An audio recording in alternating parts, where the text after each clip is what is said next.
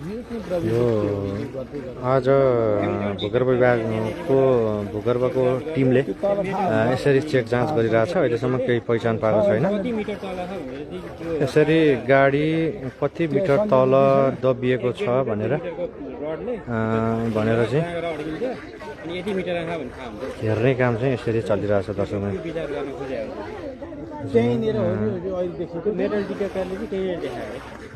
Metal डिटेक्टरले चाहिँ गाडी यहाँनिर छ भनेर देखाएछ।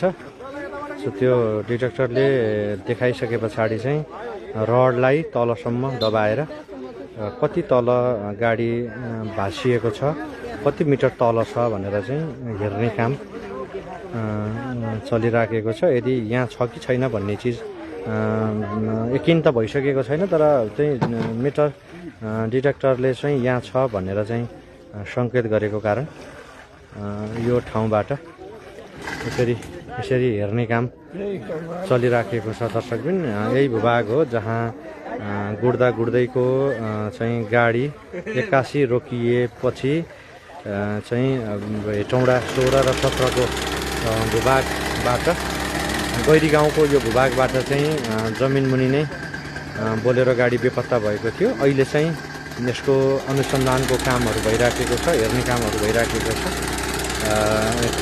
यो खाल्टोबाट पानी सबै सुकाइसकिएको छ।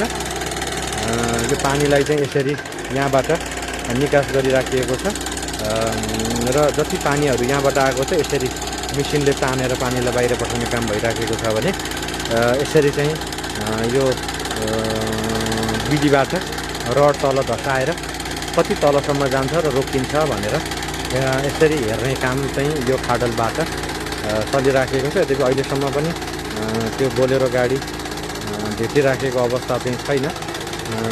यो अनुसन्धानको क्रम चलिराखेको छ, अनुसन्धानको काम चलिराखेको छ, रड धसाउने काम चलिराखेको छ। दर्शकले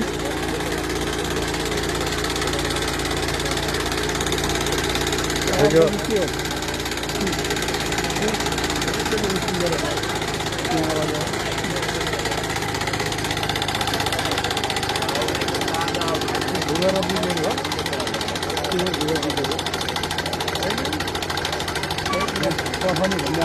मिटर डिटेक्टरको काम मतलब मेसिनले चाहिँ गाडी यहाँनिर छ भन्ने सङ्केत गरिसके पछाडि गाडी कति तल जमिन मुनि भाँसिएको छ भनेर चाहिँ यो विधिबाट